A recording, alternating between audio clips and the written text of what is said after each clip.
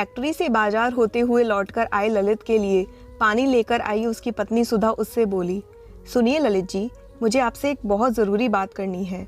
हाँ कहो ना सुधा, ललित पानी पीते हुए बोला।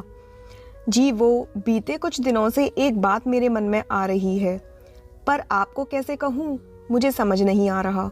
अरे भाई बताओगी नहीं तो कैसे पता चलेगा, कहो ना।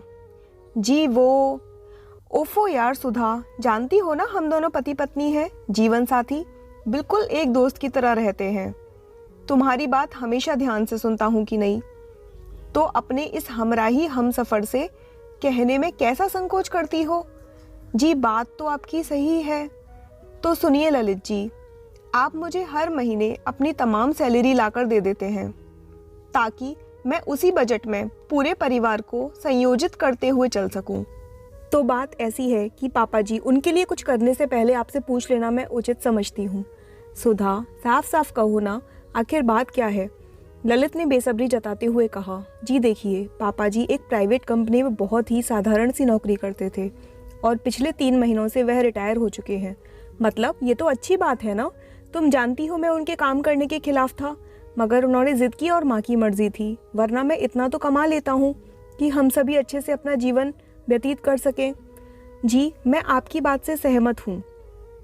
दरअसल बात यह है कि पापा जी को रिटायर होने के बाद कोई पेंशन नहीं मिल रही है।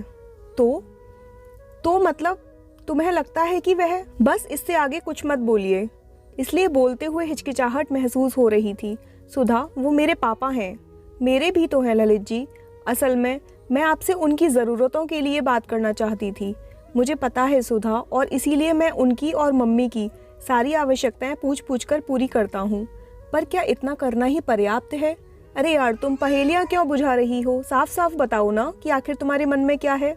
ललित जी जरा सोचिए, यदि पापा मम्मी को कुछ खरीदारी करने या बाहर जाकर कुछ एंजॉय करने का मन हो तो उनकी जेब तो खाली ही रहती है ना, तो वो कैसे करेंगे। ललित हैरानी से सुधा की ओर देखते ही रह गया और मन ही मन सोचने लगा, ये बात दूसरे घर परिवार से उसकी ज़िंदगी, उसके घर परिवार में आई एक लड़की के स्मरण में है, और एक मैं जो उनकी संतान हूँ, जिसकी हर छोटी बड़ी फरमाइश उसके पापा ने बचपन से जवानी तक बखूबी पूरी की, उसके ध्यान में ही नहीं आई।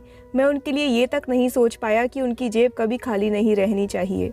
और उसने सुधा की ओर मुस्कुराते हुए देखकर कहा, सच, इसलिए ही एक पत्नी को अर्धांगिनी कहते हैं।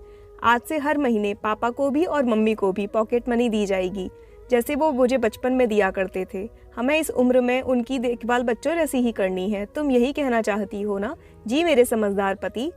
कहते हुए सुधा ललित से लिपट गई, तो वहीं ललित ने भी उसे अपने आलिंगन में बांध लिया। नमस्कार।